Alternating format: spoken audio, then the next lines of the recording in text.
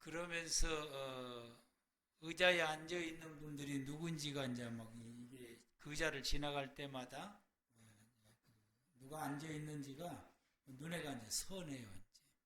이제 그 눈에가 선하니까 이 지나가면서 그 눈에가 이게 비치는 그 성도들을 그 가족들까지 같이 생각하면서 하나님 앞에 이제 기도를 드리면서 한 10분간 이게 거기 도니까 그 우리 성도들을 위해서 반복해서 기도하는 것이 내가 10번 이상을 한 것 같더라고요.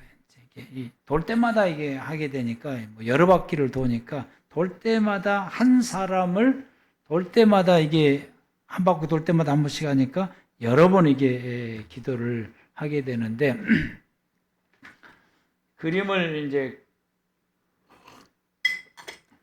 우리 교우들이 이제 한 사람 한 사람 놓고 기도할 때 저와 우리 집 사람이 그림을 그리면서 소망을 품고 이제 기도를 하게 됩니다.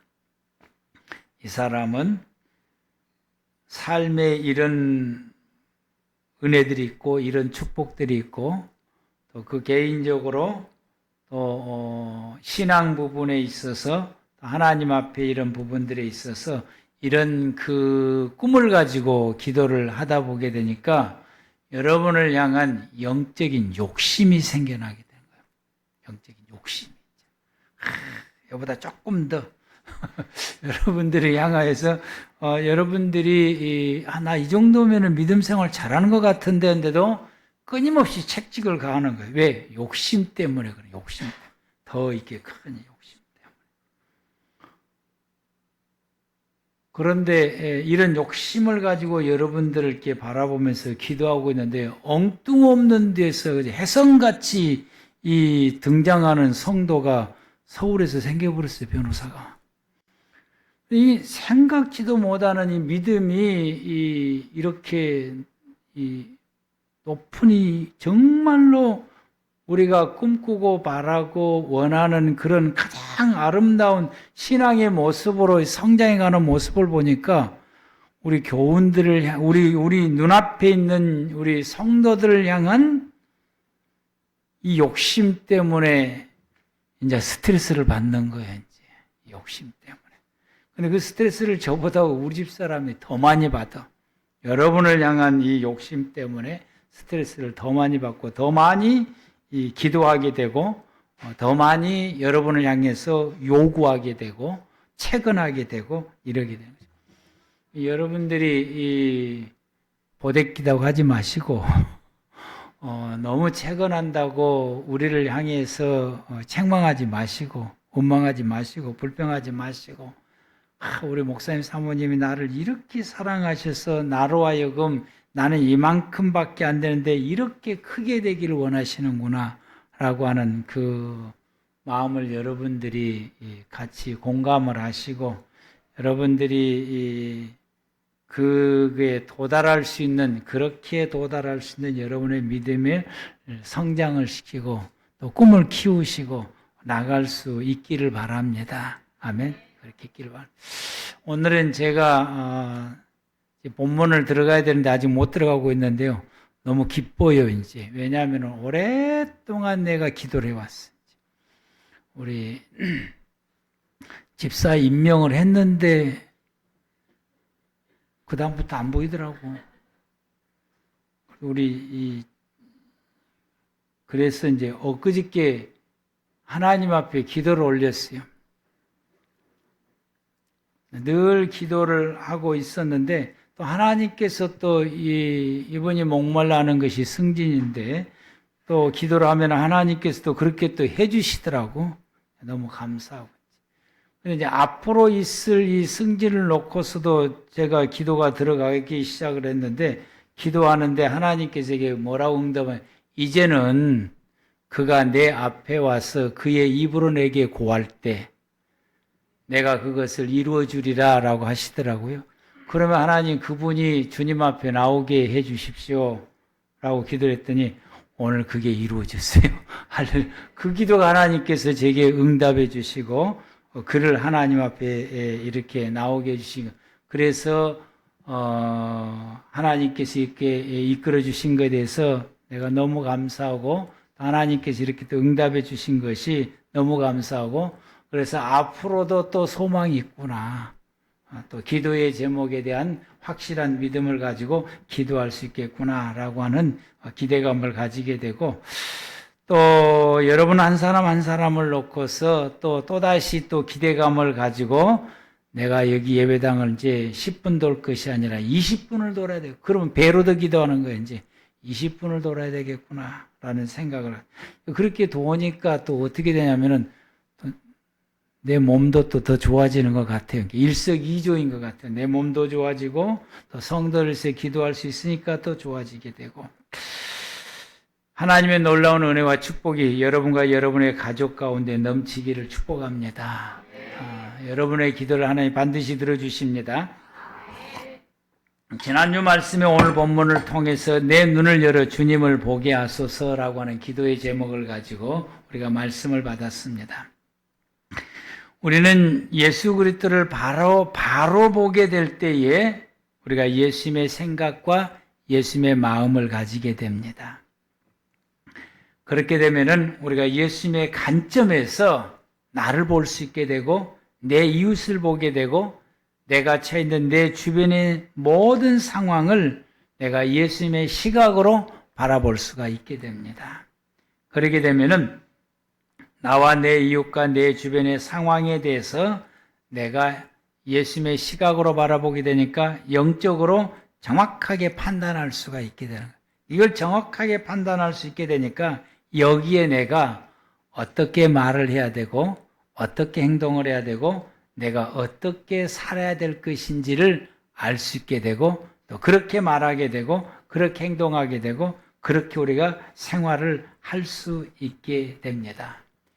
이것이 우리 모든 믿음의 성도들이 지향해야 될 우리의 신앙생활의 모습입니다.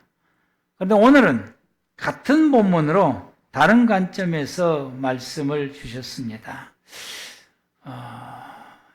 이게 말씀 띄우는 사람하고 저하고 영적으로 교류가 잘 안 되는 것 같아요.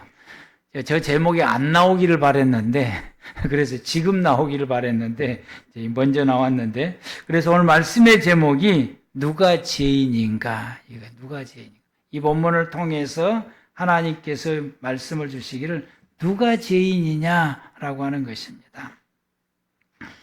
바리새인은 예수님에게 향유를 부은 이 여인을 죄인이라고 정죄합니다. 이 여인은 죄인이야. 그래서 예수님에게 이 여인을 멀리할 것을 종용을 하는 거예요. 가까이 하지 마시오. 이 죄인입니다. 멀리할 것. 그런데 예수님께서는 이 여인이 당신 자신에게 하는 모든 행동들에 대해서 용납을 하고 그리고 이 여인이 하는 모든 행동들에 대해서 높이 평가하는 거예요. 그러자 바리새인은 예수님께서 이 여인을 당신에게 가까이 다가오는 것도 용납할 뿐만 아니라 그 여인이 당신에게 행동하는 모든 행동도 용납을 하는데 그걸 바리새인은 이해를 못하는 거예요. 왜 예수님이 이렇게 하실까? 더 나아가서 이 여인이 하는 행동에 대해서 예수님께서 높이 평가를 하는 것에 대해서 이해를 못하고 예수님에 대해서 이렇게 생각합니다. 예수님도 이 여인과 같이 죄인의 부류에 속하는구나 이렇게 취급을 해버린 거죠. 예수님도 이 죄인에 속한 사람이구나. 그러면서 바리새인은 마음속으로 이렇게 생각을 한다. 나는 바리새인이야. 나는 저들하고 틀려. 나는 저 사람들하고 틀려. 저 사람들은 죄인들이지만은 나는 바리새인이기 때문에 나는 하나님 앞에서 나는 의인이야 라고 생각을 합니다. 왜냐하면은 그 시대에 유대인들은 바리새인들을 의인이라고 공인된 집단이기 때문에 그래요. 이분들은 의인들이야 라고 공인된 집단들입니다. 그들은 아브라함의 후손이다라고 생각해. 우리는 아브라함의 후손이고 신분적으로 의인의 반열이 있어요. 옛날에 우리나라의 양반과 같은 개념을 가지고 있는 거예요. 그 양반들은 천민들하고는 아주 본질적으로 다르다고 생각하는 것처럼 이 바리새인들이 일반 유대인들하고는 다르다라고 생각하는 거예요. 우리는 기본적으로 하나님을 잘 섬기는 사람들이고 율법을 중시하고 그 율법을 지키는 우리는 율법을 지키는 사람들이다. 그래서 바리새인들은 의인이라고 말하고 의인이라고 봅니다. 반대로 병든 사람들, 몸이 아픈 사람들, 특히 이게 불치병을 앓고 있는 사람들, 고아와 가부, 세리들, 세금을 걷는 세리들, 가난한 사람들, 또 창기들, 그와 비슷한 업종의 일을 하는 사람들, 이런 모든 사람들을 사회적으로 죄인으로 취급을 해요. 이들은 죄인의 무리들이다. 죄인들이다. 그래서 오늘 본문에 나오는 이 여인은 이 부류 중에 한 곳에 속한 사람이라고 말할 수 있어요. 그래서 보편적으로 유대 사람들은 이런 부류의 사람들을 죄인이라고 말하고 바리새인들은 의인이라고 말합니다. 그런데 예수님의 시각에서 바라볼 때에 누가 죄인이냐라고 하는 것이죠. 예수님의 시각으로 바라볼 때 누가 죄인이냐? 이 여인이 죄인이냐? 바리새인이 죄인이냐? 여러분의 생각은 어떻습니까? 여러분이 여러분 자신을 볼 때 나는 그래도 좀 괜찮은 사람이야 라고 여러분은 생각하십니까? 이런 생각에 고치되어 있는 사람들이 교인들 가운데서 1등이 누구냐면은 목사님들이요. 목사님들 다 난 목사야. 감히 이렇게 나오게 돼요. 그 다음에 이제 장로님들이 이제 난 그래도 장로님이야. 어디서 이렇게 나오게 돼요. 그 다음에 권사님, 안수 집사님, 서리 집사님. 제일로 꼴바리가 이제 교회 나온 사람들이.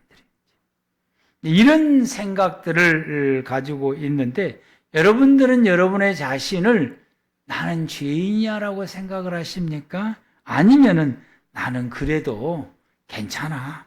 의인이야라고 이 바리새인처럼 생각하고 계십니까? 누가 과연 죄인일까요? 이 여인은 이미 예수님을 인격적으로 만난 사람입니다. 예수님을 만나서 자기의 죄를 깨닫게 되고 그 죄를 예수님 앞에 철저하게 그가 회개하고 예수님으로부터서 죄 사함의 은혜를 이미 받은 사람입니다. 이미 죄 사함을 받았어요. 이제.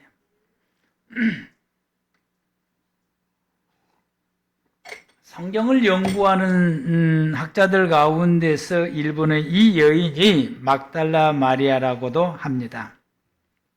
막달라 마리아는 모든 사람들이 그냥 통상적으로 그냥 창지 이렇게 말을 해요. 그거 무식한 겁니다. 이 막달라 마리아는 갈릴리 호숫가에 있는 마을에서 산 사람인데 그 마을에서 장사하는 사람이에요. 그 장사가 어떤 장사냐면은 옛날에 조선시대 때 우리가 쉽게 이해할 수 있는 것이 주막입니다. 주막 같은 그런 장사를. 우리나라의 옛날에 주막은 어떤 곳이냐면은 먹을 음식도 팔고 술도 팔고 잠도 잘 수 있어요. 큰 사이즈는 옛날에 이제 주막의 큰 사이즈는 몸도 파는 여인들도 있어요. 그래서 죄인이라고 말을 하는 거예요. 이 분류에 속한 사람들. 그런데 이 막달라 마리아는 이런 주막과 같은 일을 할 뿐만 아니라 갈릴리 호수에서 잡은 고기들을 염장을 해서 파는 일까지도 장사까지도 함께 했어요. 그 갈릴리에서 잡은 그 고기들을 먼 데로 이게 가려면은 살아있는 채로 가면은 다 이게 썩으니까 염장을 해서 팔아야 되는 거예요. 그래서 염장을 해서 파는데 이게 이 활발했어요. 이 지역이. 왜냐하면은 이 지역이 이 예루살렘에서 이 저 북쪽으로 올라가는 그 길이 뚫려져 있고 지중에서 오는 길이 뚫려져 있는 삼거리에 이 마을이 있고 자기 집도 그 삼거리에 있어요. 삼거리. 그 가는 그 삼거리에 성지순례 가면은 여기다라고 말해요. 삼거리에 있어요. 그러니까 사람들에게 왕래하기가 쉬우니까 이와 같이 거기가 이제 상업이 성행되어졌던 이곳인데, 그런데 이 주위, 이 막달라 마리아에게 하나의 그 문제가 있었는데, 그게 뭐냐면은 귀신에 사로잡혀서 귀신에 사로잡혀서 오랫동안 시달렸던 사람.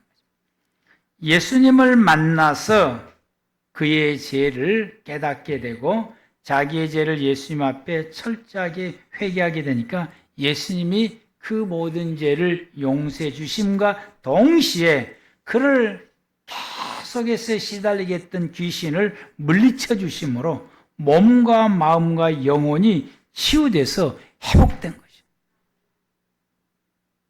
구원받게 된 것이죠.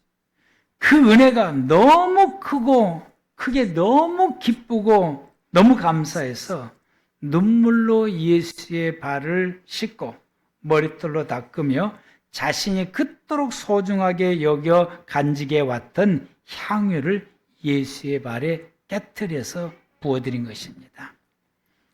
이 모든 행위는 자신이 할 수 있는 걸 다하여 예수님에 대해서 최대한대로 경의를 표한 것입니다. 자신의 죄로부터서 구원해 주신 예수님에게 내가 할 수 있는 헌신과 경애를 다 표현해서 하게 된 것입니다. 그는 나를 구원해 주신 예수님만 바라본 것이죠.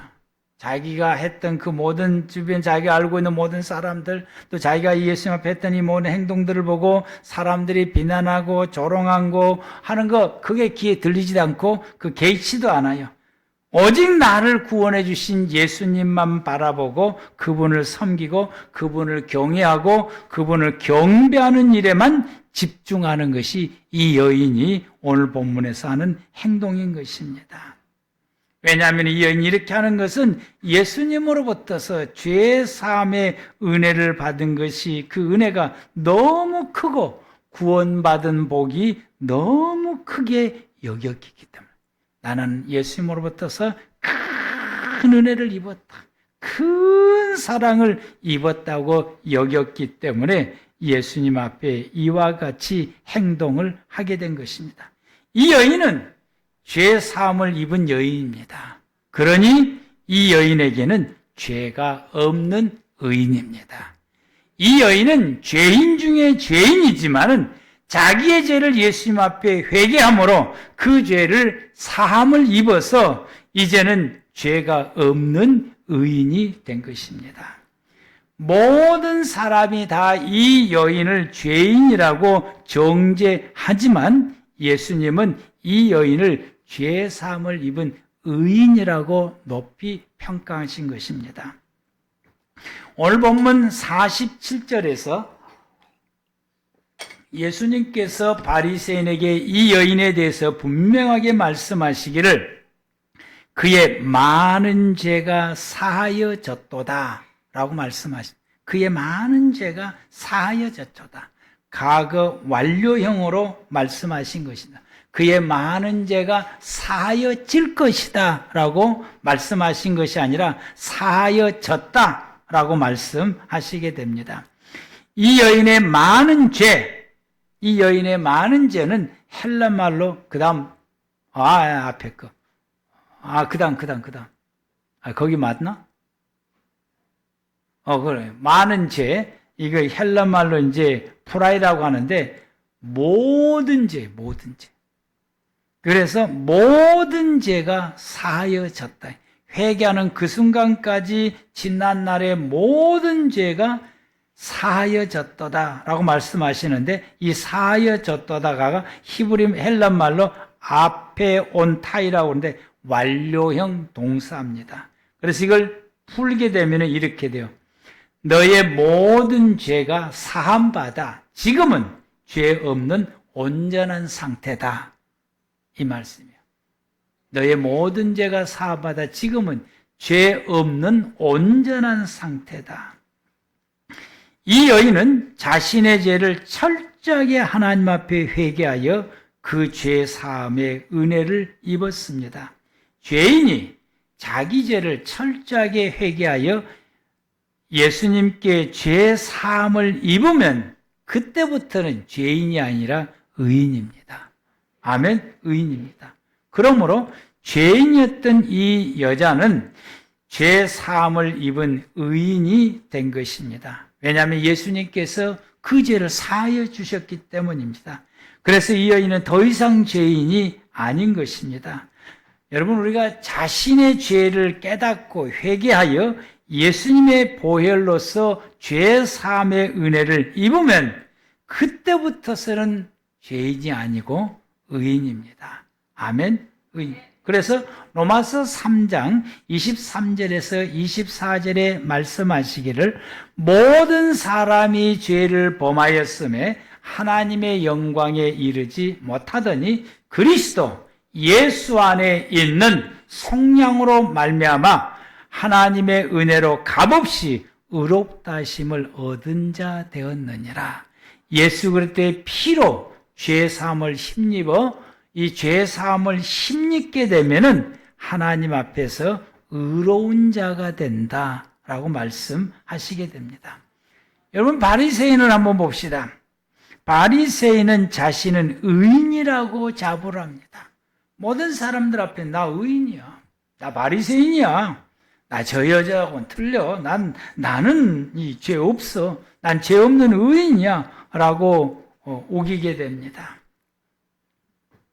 자신이 의인이라고 한다면은 뭐가 빠지게 될까요? 뭘 할 필요가 없게 될까요?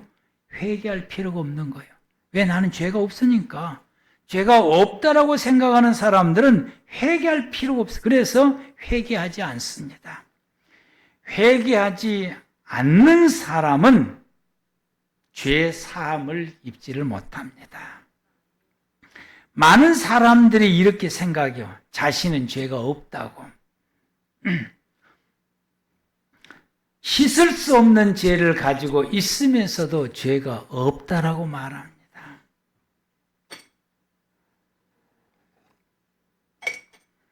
소독놈한테 소독놈이라고 말했더니 나 죄 없어요. 그랬더니 소를 돌아가고 있다니까 재수가 없으니까 난 줄밖에 안 잡지 끝에 소가 걸려 있었다고 이제 이렇게 말해요. 죄 없대요. 소를 돌아가면서도 재수가 없으니까 이 끈에가 소가 걸려 있어서 그러지 나는 이게 소를 데려가도 죄가 없다라고 말해요. 사람들 생각이 이렇습니다. 그런데 예수 안 믿는 사람들이 이렇게 생각하는데 예수 안 믿는 사람들이니까 그래서 예수 믿는 사람은 그럼 뭘 하느냐? 성들도 똑같습니다. 특히 직분자가 이 생각이 더 강해요. 아까 말하는 것처럼 목사님들이 더 강해요. 이제 난 목사야. 이런 생각들이 직분자 이런 생각 더 강해요. 자신의 죄가 없다라고 하는 생각이 직분이 높아갈수록 교회 안에서는 더 강해요. 다는 아니지만은 대부분 그렇다는 이야기예요. 자신의 직분을 내세워서 나는 죄를 짓지 않는다라고 이야기를 해요. 또 그렇게 생각을 해요. 죄를 지으면서도 더 많은 죄를 지으면서도 그렇게 생각을 해요. 이건 죄 짓는 것이 아니고 당연한 것이라고 생각을 해요. 그래서 회개할 죄가 없다라고 생각을 해요. 그러니까 회개할 필요가 없습니다. 외형적인 신분이나 직책을 내세워서 나는 의인이라고 주장을 합니다. 누군가가 그의 죄를 지적하면은 기분 나쁘다고 말해. 지가 뭔데? 이렇게 지가 뭔데 이야기를 해. 기분 나쁘다고 말해요, 이제. 근데 누군가가 이 죄를 지적하면은 뭐라고 말하냐면 상처받았다고 말해요. 시험 들었다고도 말을 해요. 기분 나쁘다, 상처받았다, 시험 들었다. 조금 더 가서 모함을 받았다고 말해요. 누군가가 꼬질러서 나를 이렇게 이야기한다고 모함받았다고 말을 해요. 그러다가 죄가 드러나게 되면은 뭐라고 말하냐면은 이건 누구 때문이라고 다른 사람에게 그 죄 지은 것에 대해서 책임을 전가를 시켜. 이건 누구 때문에 그래? 아무개 이거 때문에. 이렇게 청가를 해요. 이제 마치 아담이 화에게 청가하듯이 그렇게 청가를 해요. 그리고 내 죄를 지적하는 사람에 대해서 앙심을 품고 그 사람의 죄를 찾아내서 모든 사람 앞에 그 사람의 죄를 들춰내며 정죄하기에 급급합니다. 참 비열하지요, 이제.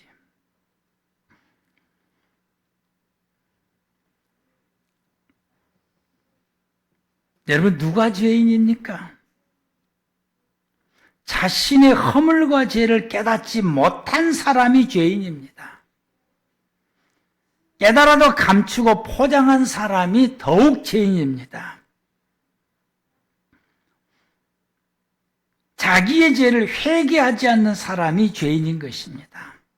다른 사람의 죄를 들춰내서 정죄하는 사람, 그래서 자기의 죄를 회개하지 않는 사람이 하나님 앞에서 죄인입니다.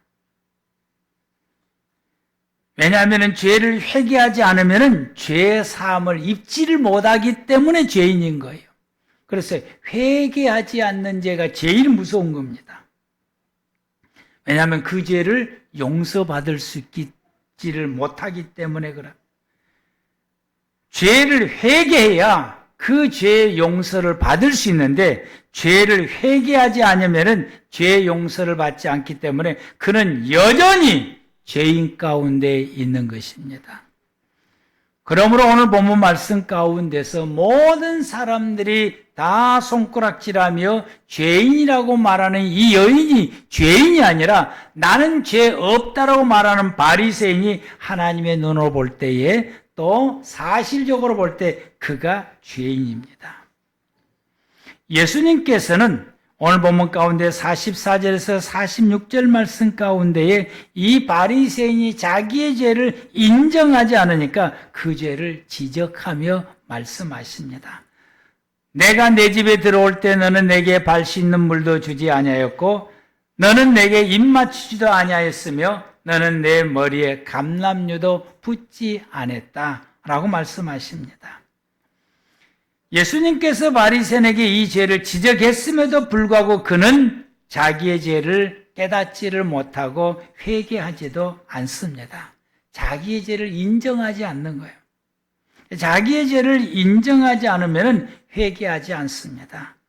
우리 또한 하나님의 말씀을 들으면서 때로는 우리가 내 죄를 깨닫게 되는 거예요. 그러면 마음이 불편해져요. 마음이 불편해져요. 우리가 이 말씀을 통해서 죄를 깨닫게 되면 주야, 또 하나님께 오늘 또 나에게 이 죄를 알게 하시니 감사합니다 하면서 회개하고 나가야 죄 사함을 받아서 의인이 되는데 이 믿음으로 나가지를 못하게 되면 바리새인과 같은 이 생각을 가지게 되면 이런 말씀을 통해서 자기에게 죄를 깨닫게 되고 알게 되면 불편해지게 돼요. 그 죄를 부정하려고 그래요. 그래서 나는 의인이야라고 포장을 해버리게. 그래서 회개하지를 않습니다. 회개해야 되는데 회개하지 않아요. 여기에 대해서 적개심을 품고 여기에 대해서 서운하다고 하고 여기에 대해서 상처나 받았다 그러고 여기에 대해서 다른 시각으로 이 하나님이 원하지 않는 이런 것으로 나가게 되고 원망과 불평으로 나가고 회개가 없게 되면은 죄 사함을 입지를 못하니까 바로 이런 사람이 오늘 본문에서 죄인이다라고 말해요. 이런 사람이 바리새인과 같고 이런 사람이 죄인인데 왜? 죄 사함을 받지를 못하면은 죄가 여전히 남아 있기 때문에 죄인인 것입니다. 오늘 이 본문에서 이 여인이 죄인이 아니라 회개할 줄 모르는 바리새인이 죄인이다라고 예수님께서 이 본문을 통해서 우리에게 말씀하십니다. 자신은 의인이라고 생각하고 회개할 것이 없는 사람은 어떤 결과에 도달하냐면은 나는 예수님이 필요치 않다라고 도달합니다. 교회 나와도 난 예수님이 필요가 없어. 죄 용서해 주신 예수님이 필요가 없어라고. 난 예수님이 필요가 없어요. 그냥 나오는 거예요. 문화생활하는 거예요. 라고 생각하는 것과 같은 것이. 병든 사람에게, 건강한 사람에게는 의사가 필요 없는 것처럼 예수님께서 말씀하신 것처럼 그럽니다. 이 여인은 자기의 죄를 깨닫고 회개하는 이 사람은 나는 내 죄를 용서해 줄 예수님이 필요합니다라고 고백하고 그 예수님을 붙드는 사람들인 것입니다. 병든 사람에게 의사가 필요하듯이 말입니다. 우리는 몸이 불편하면은 병원을 찾아가서 의사에게 가서 내 병을 이야기를 하고 치료받기를 원합니다. 우리는 나의 죄를 깨닫게 되면은 예수님 앞에 나와서 내 죄를 고백하고 죄를 사해 주시는 예수님을 통해서 죄 사함의 은혜를 입어야 됩니다. 그랬을 때 우리 죄가 사함받고 우리는 하나님 앞에 죄인으로 서는 것이 아니라 의인으로 서게 되는 것입니다. 우리는 이 믿음의 행동이 주님 앞에 필요합니다. 이런 믿음의 행동하는 사람이 오늘 본문에 나오는 모든 사람의 손가락질했던 이 여인이 이 믿음의 행동을 하는 사람인 것입니다. 예수님께서 마태복음 9장 12절에 예수께서 말씀하시기를 건강한 사람에게는 의사가 쓸데없고 병든 사람에게 의사가 필요하다라고 말씀합니다. 스스로 죄인이라고 생각하는 사람에게는 죄 사해 주시는 예수님의 절실히 필요함을 느끼게 되고 그래서 그분 앞에 나가 자신의 죄를 회개하고 예수님을 통해서 죄 사함의 은혜를 힘입게 되고 나는 죄가 없다라고 생각하는 사람은 죄 사함을 해주시는 예수님이 필요 없기 때문에 그분은 진심으로 예수님 앞에 나오지를 않는다라고 말씀하신 것입니다. 그래서 오늘 본문 말씀 가운데 이 여인은 많은 사랑을 입었기 때문에 이렇게 하는 것이고 죄 사함의 은혜를 입은 것을 크다라고 생각하기 때문에 이와 같이 행동을 하게 된 것이다 라고 말씀하시게 됩니다. 예수님은 이 여인처럼 자기의 죄를 회개한 사람을 찾습니다. 자기의 죄를 회개하고 있는 사람.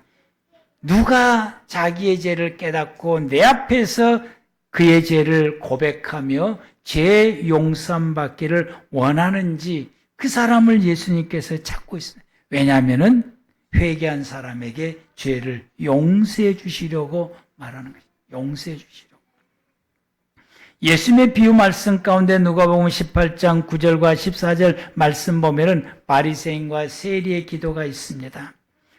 자기를 의롭다고 믿고 다른 사람을 멸시하는 자들에게 비유로 말씀하시되 두 사람이 기다려 성전에 올라가지 하나는 바리새인이 하나는 세리라. 바리새인은 서서 따로 기도하여 이르되 하나님이여 나는 다른 사람들 곧 토색 불이 간음하는 자들과 같지 아니하고 이 세리와도 같지 아니함을 감사하나이다. 나는 일에 2번씩 금식하고 또 소득의 11조를 드리나이다. 이 바리새인의 기도요. 이 기도를 보면은 자기 자랑을 얼마나 드러냈는지 몰라요. 나는 이렇게 의로운 사람입니다. 라고 하나님 앞에 자기의 의로움만 드러내는 사람입니다. 이것은 내 죄를 용서해 주실 하나님이 필요가 없는 거예요. 내 죄를 십자가에서 짊어지고 죽으신 예수님이 내게는 필요 없습니다. 라고 말하는 것과 똑같은 것입니다. 반면에 세리의 기도는 13절에 세리는 멀리 서서 감히 눈을 들어 하늘을 쳐다보지도 못하고 다만 가슴을 치며 이르되 하나님이여 불쌍히 여기소서 나는 죄인으로소이다 하였느니라.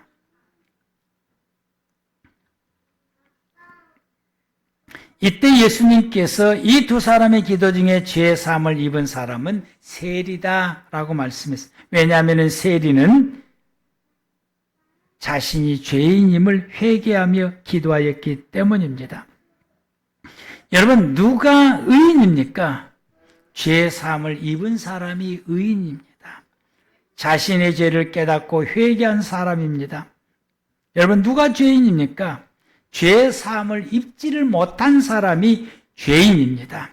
자신의 죄를 인정하지 않는 사람이 죄인입니다. 왜냐하면 자기의 죄를 회개하지 않기 때문에, 회개하지 않으면 그의 모든 죄를 사함받지를 못하고 여전히 그 죄가 그에게 남아있기 때문에 죄인인 것입니다. 그래서 예수님께서 마태복음 4장 17절에 예수님께서 말씀하시기를 회개하라! 천국이 가까웠느니라 말씀하십니다. 회개할 것을 우리에게 말씀하신다. 회개하면 죄 사함을 입게 되고 죄 사함을 입으면 하나님과 함께 살아가는 천국의 삶을 살 수 있게 된다고 말씀하십니다. 천국의 삶은 하나님과 함께 동행하며 살아가는 것입니다. 이것이 구원받은 모습입니다. 아멘. 오늘 말씀을 통해서 자신의 죄를 깨닫게 되면은 회개하는 성도가 됩시다. 주여, 그렇습니다. 내가 죄인입니다. 내가 이 잘못을 했습니다. 어찌 하나님이 아시고, 나도 잊어버렸는데 어찌 하나님이 아시고 오늘 목사님을 통해서 이렇게 말씀해 주시니 감사합니다. 내가 죄인 중에 죄인이다. 철저하게 회개하고 내 자신을 돌이켜서 그 죄 사함을 입어야 됩니다. 그래야 우리가 하나님 앞에 의인이 되는 것입니다.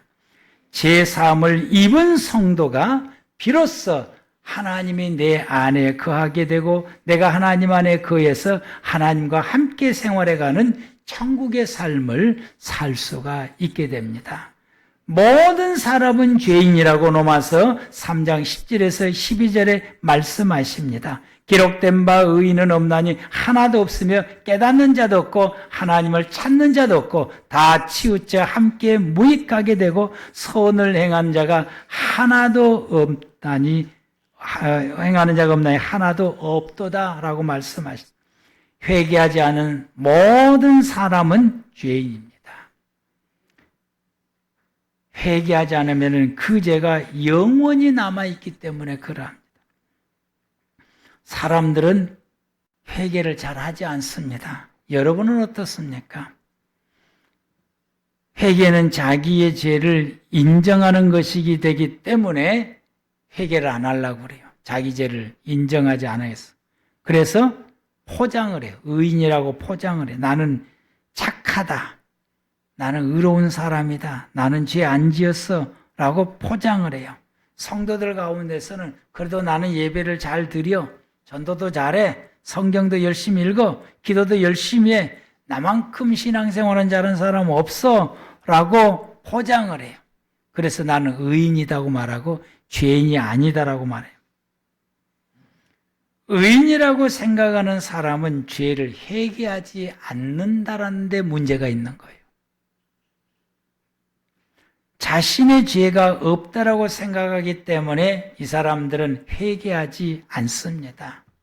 회개하지 않으면은 자기의 죄는 영원히 사함받지를 못합니다.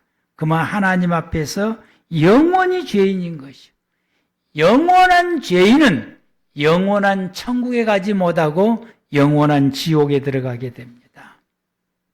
우리가 지옥에 가지 않고 천국에 가려면은 항상 내 죄를 예수님 앞에 회개해야 됩니다.